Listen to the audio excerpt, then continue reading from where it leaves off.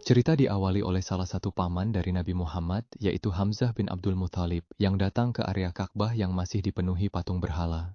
Saat itu kira-kira tahun 617 Masehi, yang bertepatan dengan masa 7 tahun kenabian Nabi Muhammad setelah beliau mendapatkan wahyu pertama di Gua Hira pada tahun 610 Masehi.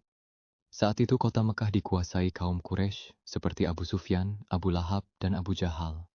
Di lain sisi, banyak orang yang mendatangi Ka'bah untuk beribadah, namun caranya tidak seperti sekarang, karena saat itu mayoritas dari mereka masih menyembah berhala. Sebab ajaran Islam waktu itu masih dianggap tabu, dan orang-orang yang ketahuan mempelajarinya akan disiksa. Namun untungnya siang itu Hamzah datang dan mengancam akan melakukan penyerangan, yang akhirnya Abu Sufyan pun melepaskan seorang pria yang akan disiksa oleh Abu Lahab.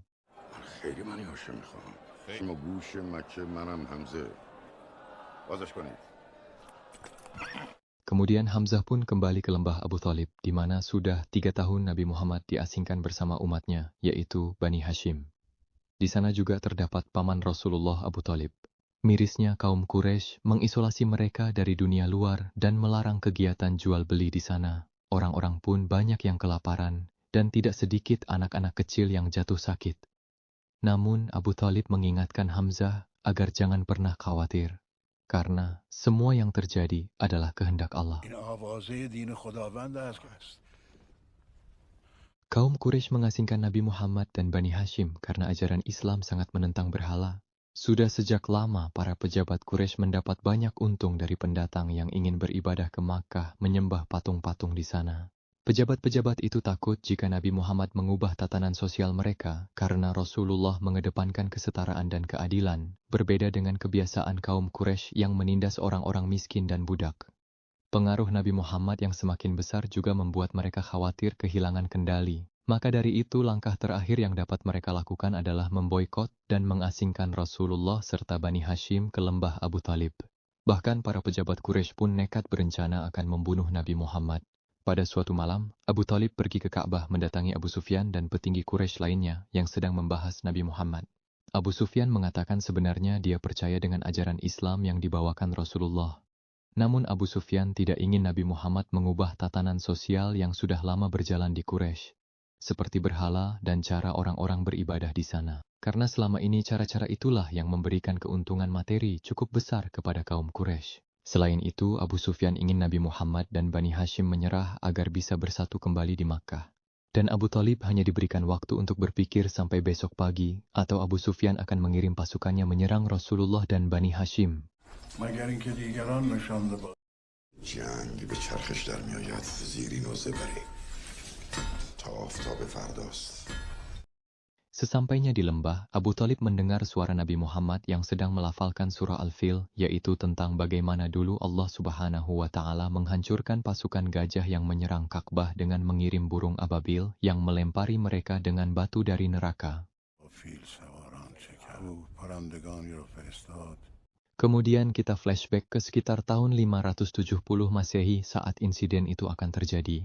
Saat itu para penduduk Mekah berbondong-bondong menyelamatkan diri, sedangkan Aminah binti Wahab yang saat itu masih mengandung Nabi Muhammad tidak menghiraukan situasi genting tersebut dan tetap tinggal di rumahnya.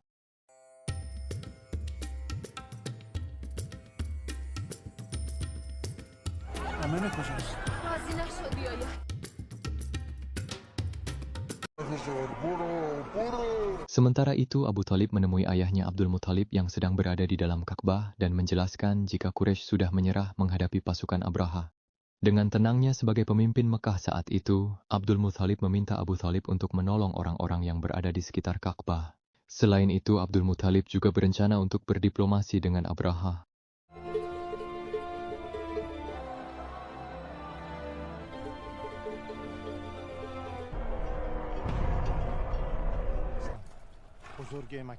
Sambil membawa penerjemah bahasa, Abdul Muthalib pun mendatangi Abraha di baraknya bersama Abu Thalib.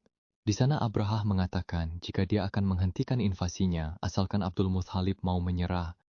Sebagai informasi, motif Abraha menyerang Makkah adalah karena ingin menghancurkan Ka'bah agar orang-orang beralih ke tempat ibadah yang sudah Abraha bangun. Dan Abraha juga ingin menguasai Arab.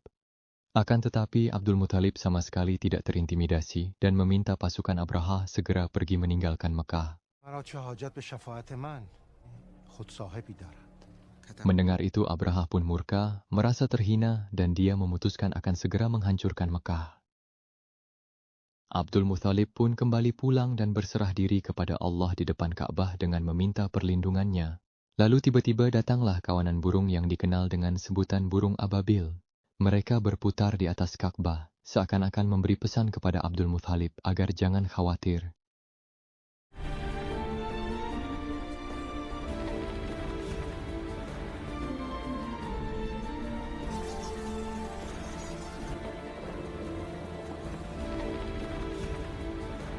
Gajah-gajah Abraha mulai memberontak dan kuda-kuda mereka juga mulai kabur, seolah-olah menyadari hal buruk akan terjadi.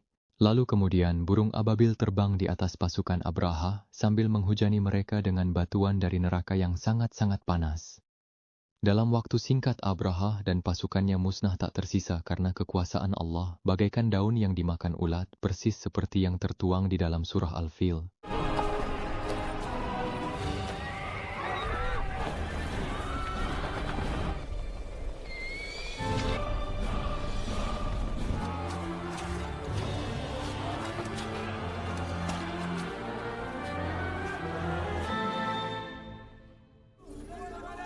Malam itu adalah tanggal 12 Rabiul Awal tahun 570 Masehi. Seorang Bani Israel beragama Yahudi, yaitu Samuel, sangat terkesima melihat bintang jatuh yang berkelap-kelip di langit.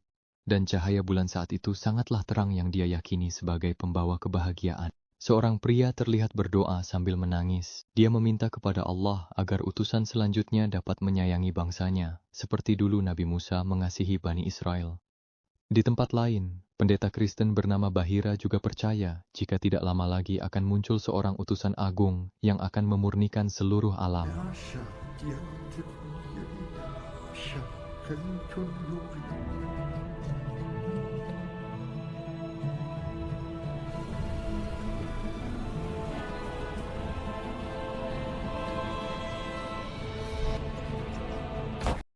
Anehnya, patung-patung berhala di dalam Ka'bah mulai berjatuhan dan hancur satu persatu.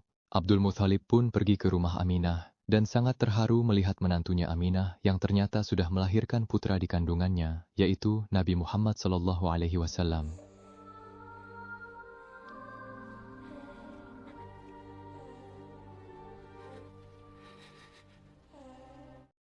Atas kelahiran Nabi Muhammad, Abdul Muthalib pun mengadakan syukuran dengan membagikan makanan. Dia begitu bahagia, apalagi ayah Rasulullah, yaitu Abdullah, sudah meninggal dunia sejak beliau masih di kandungan ibunya, Aminah. Namun saudara Abu Thalib, yaitu Abu Lahab beserta istrinya Jamilah, sangat menentang tindakan Abdul Muthalib itu. Bahkan mereka membenci Rasulullah yang masih bayi, karena nantinya harta warisan Abdul Muthalib akan turun ke Nabi Muhammad. Sementara itu Samuel memutuskan datang ke Makkah untuk mencari tahu apakah Nabi Muhammad adalah utusan Allah yang selanjutnya. Sesampainya di sana, dia pun melihat pesta kelahiran Rasulullah dan Abdul Muthalib sedang menggendong cucunya dari Aminah. Lalu berjalan menuju batu Hajar Aswad di bagian sudut tenggara Ka'bah yang telah ada sejak awal Nabi Ibrahim membangun rumah Allah tersebut. Saat itulah Abdul Muthalib menamakan cucu kesayangannya Muhammad dengan arti yang terpuji. Pada awalnya, banyak penduduk di sana termasuk Abu Lahab yang tidak setuju dengan nama Muhammad, karena menurut mereka tidak ada berhala yang namanya seperti itu. Akan tetapi Abu Thalib menekankan di depan orang-orang bahwa nama cucu Abdul Muthalib tidak bisa diubah lagi, yaitu Muhammad. Muhammad!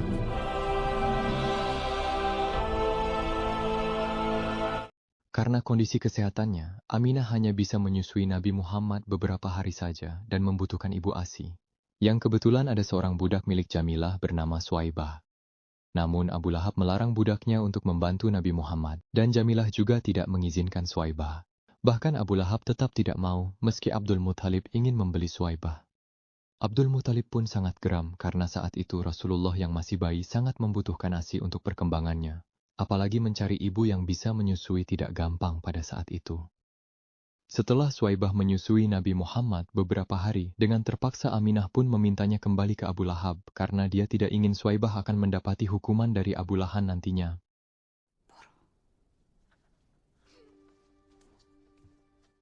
Ketika kembali ke kampungnya, Samuel pun berdebat dengan para ahli agama Yahudi. Karena Samuel masih ragu, apakah Nabi Muhammad benar-benar utusan Allah yang bisa menyelamatkan Bani Israel dari keterpurukan. Karena saat itu kaum tersebut sudah terpisah dalam kelompok-kelompok kecil pasca penindasan dari bangsa lain seperti Romawi. Namun Bani Israel juga takut jika Nabi Muhammad menyatukan orang-orang Arab, maka nantinya Bani Israel akan ikut diserang. Bahkan saking pesimisnya, Samuel pun diberikan uang oleh salah satu pemuka agama Yahudi untuk membeli Nabi Muhammad, agar bisa dirawat sejak kecil dan nantinya benar-benar memihak Bani Israel.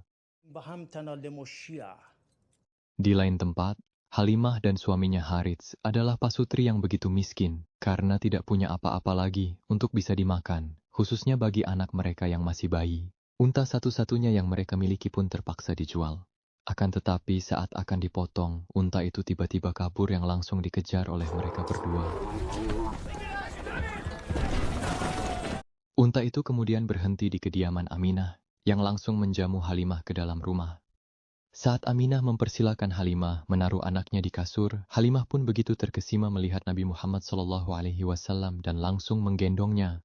Karena beliau terlihat lemah, Halimah pun bertanya apakah sang Rasulullah sudah disusui. Mendengar itu, Aminah pun mengizinkan Halimah menjadi ibu ASI Nabi Muhammad karena Aminah sudah tidak bisa menyusui beliau. Sungguh keajaiban yang tidak diduga-duga. Meski Abu Lahab melarang Suwaibah untuk menyusui Nabi Muhammad, namun dengan kehendak Allah, Rasulullah sekarang bisa mendapatkan ASI yang sehat untuk pertumbuhannya.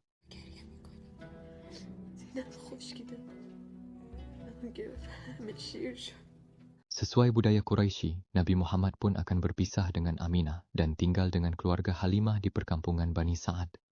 Jelas Aminah pun begitu sedih dan harus menahan rasa rindunya hingga Nabi Muhammad berkunjung lagi ke Makkah. Alhamdulillahnya setelah menjadi ibu ASI bagi Rasulullah, perlahan-lahan kehidupan Halimah dan Harits pun membaik, seperti terjadi hujan di kampungnya sampai ternaknya yang gemuk-gemuk. Di lain sisi, saking bencinya Abu Lahab, dia pun membayar segelintir orang untuk mengecek bayi-bayi demi menemukan Nabi Muhammad. Rasulullah memiliki tanda kenabian yang terletak di antara bahu seperti tahi lalat. Namun untungnya dia tidak tahu jika Nabi Muhammad telah dibawa oleh Halimah ke kampungnya. Setelah beberapa tahun berlalu, Halimah dan keluarganya akhirnya membawa Nabi Muhammad kembali bertemu Aminah. Akan tetapi karena terjadi wabah campak yang sangat berbahaya di Mekah, seluruh anak-anak di sana pun wajib dievakuasi ke tempat lain, termasuk Nabi Muhammad yang dengan terpaksa harus segera kembali ke kampung bersama Halimah.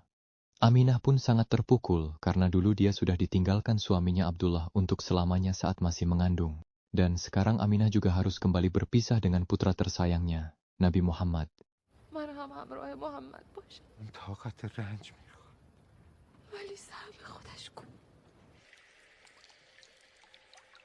Singkat cerita, Nabi Muhammad sudah semakin besar. Suatu hari ketika Halimah terkena penyakit dan akan disembuhkan oleh seorang dukun, Nabi Muhammad pun menjauhkan semua barang-barang gaib dari Halimah dan dapat menyembuhkan penyakit Halimah hanya dengan memegang tangannya.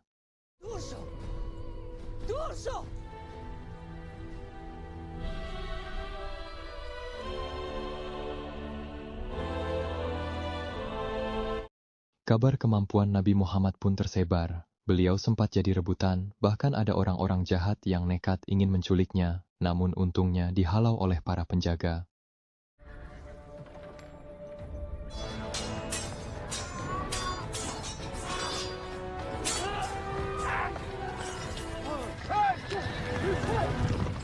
Karena situasi mulai tidak aman, Rasulullah pun kembali ke Makkah, lalu bertemu Harits dan Abdul Muthalib. Untuk beberapa waktu, Nabi Muhammad akan disembunyikan oleh Abdul Muthalib ke sebuah goa agar tetap aman dari orang-orang jahat, yang bahkan ibunya Aminah saja belum mengetahui tentang kembalinya Rasulullah ke Makkah.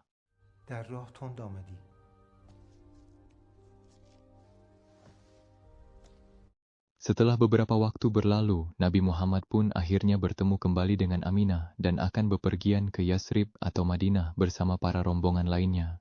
Aminah dan Rasulullah akan bersilaturahmi dengan keluarga Abdul Muthalib di sana, serta berziarah ke kuburan mendiang ayahanda Nabi Muhammad, yaitu Abdullah. Mereka sempat menepi ke sumur Zam-Zam, di mana sebagian besar rombongan melakukan ibadah di sumur tersebut. Melihat itu, Aminah pun menjelaskan ke Nabi Muhammad bahwa seharusnya mereka menyembah Allah dengan menghadap Ka'bah sebagai kiblatnya, sesuai agama yang diajarkan Nabi Ibrahim alaihissalam, bukannya menyembah berhala serta sumur Zam-Zam. Lalu pada malam harinya Aminah pun sangat terkesima melihat Rasulullah yang memberikan air minum kepada para budak.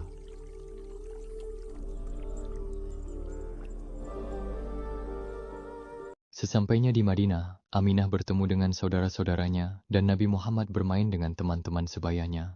Mereka juga berziarah ke makam mendiang Abdullah. Namun sayangnya beberapa bulan kemudian, Aminah jatuh sakit dalam perjalanan pulang ke Makkah bersama Rasulullah.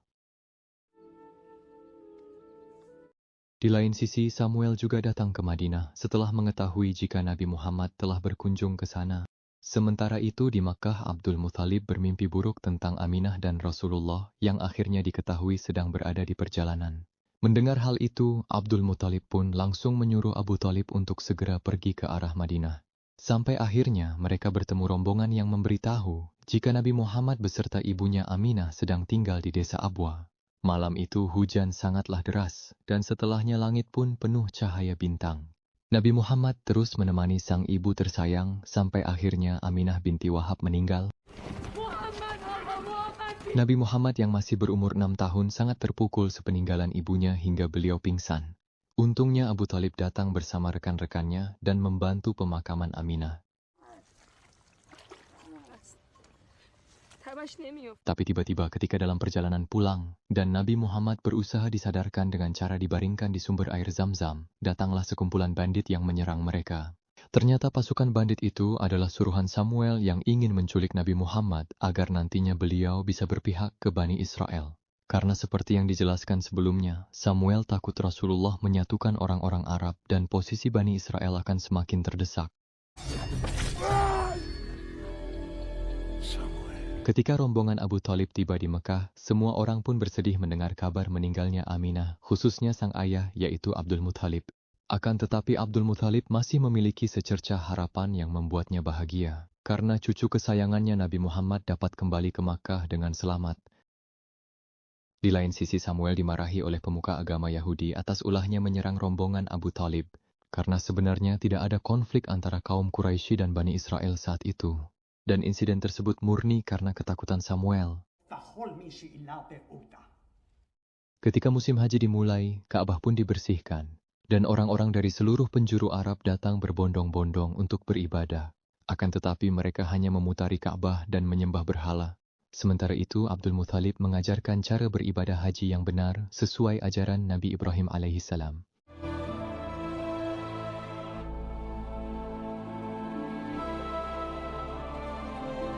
Namun ketika berumur 12 tahun, lagi-lagi Nabi Muhammad harus berpisah dengan sosok yang begitu beliau sayangi, yaitu Abdul Muthalib. Di saat-saat terakhirnya, Abdul Muthalib meminta Abu Thalib untuk menjaga Nabi Muhammad seperti anaknya sendiri.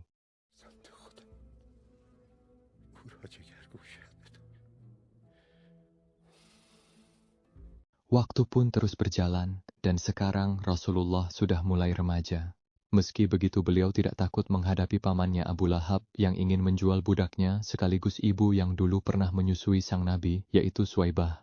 Rasulullah pun mengatakan kepada Abu Lahab agar membebaskan Suwaibah dan dikembalikan ke suaminya. Ia juga berjanji akan membayar sesuai kesepakatan. Pada awalnya Abu Lahab menolak karena dia tidak pernah memaafkan Suwaibah yang dulu telah menyusui Rasulullah. Namun karena istrinya menuruti kemauan Nabi Muhammad, Abu Lahab pun akhirnya setuju. Karena Abu Lahab yakin jika Rasulullah tidak akan bisa melunasi hutang pembelian budak. Akan tetapi alhamdulillahnya bisnis Abu Thalib semakin berkembang karena Nabi Muhammad juga membantunya. Sehingga Rasulullah pun bisa melunasi hutang tersebut. Hal itu membuat Abu Lahab dan Jamilah pun semakin iri dengan Nabi Muhammad dan Abu Thalib.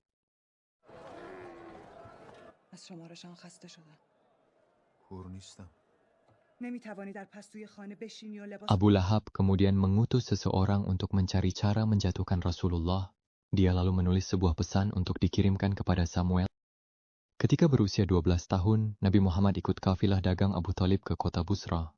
Di perjalanan beliau bertemu dengan Bahira, pendeta Kristen yang mengetahui tanda-tanda kenabian Rasulullah sebagai utusan terakhir. Salah satunya Nabi Muhammad akan menemukan goa di tengah dua gunung, yaitu Goa Hira. Namun Bahira juga memperingatkan Abu Talib untuk terus menjaga Rasulullah, karena akan ada banyak orang yang ingin memerangi beliau. Selain itu, Nabi Muhammad juga akan diusir dan diganggu oleh penduduk sekitar, bahkan oleh keluarganya sendiri. Maka dari itu Bahira menyarankan Abu Talib untuk menghentikan perjalanannya dan segera membawa Nabi Muhammad kembali ke Makkah. Di sisi lain, setelah mendapat info dari Abu Lahab, Samuel pun menuju Bahira untuk menangkap Nabi Muhammad. Namun naasnya, Samuel dikhianati oleh salah satu rekannya yang ingin membunuhnya.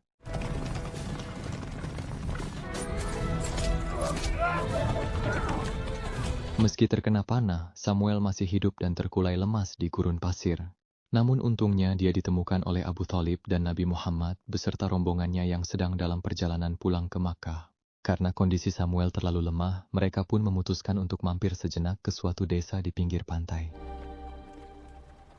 Ketika Samuel sedang beristirahat, Abu Talib melihat banyak orang di sana yang sedang menyembah berhala. Mereka mempersiapkan tumbal seorang wanita dan kedua anaknya di pinggir tebing, yang terdapat satu patung berhala berukuran besar, berharap laut akan memberikan banyak ikan karena mereka sangat kelaparan. Tak lama kemudian orang-orang itu pun berlari dan akan menyerang Nabi Muhammad karena beliau berusaha menyelamatkan para tumbal. Tentu saja Abu Talib langsung menghalau mereka semua bersama rekan-rekannya. Namun yang terjadi kemudian sangat mengejutkan. Setelah Nabi Muhammad menyelamatkan wanita dan kedua anaknya, keajaiban pun terjadi. Tiba-tiba gelombang besar datang membawa ikan yang sangat banyak untuk semua orang di sana.